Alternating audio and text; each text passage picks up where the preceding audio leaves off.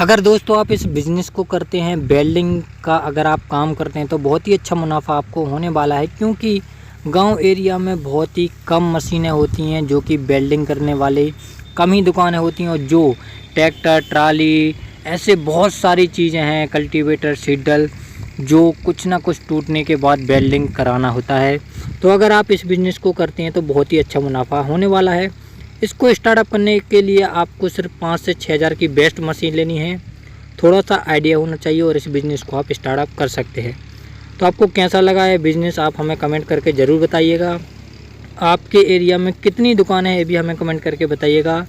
अगर आप स्टार्टअप करना चाहते हैं तो आज से ही आप इसको स्टार्टअप कर सकते हैं, वो भी बिना शॉप के भी स्टार्टअप कर सकते हैं। देख सकते हैं जैसे कि अभी हमने वीडियो में जो हम वीडियो चला रहे हैं उसमें देख सकते हैं बिना कोई भी दुकान नहीं है यहाँ पर, ऐसे ही अपने एक बाहर रखे हुए हैं और इस बिज़नेस को कर रहे हैं।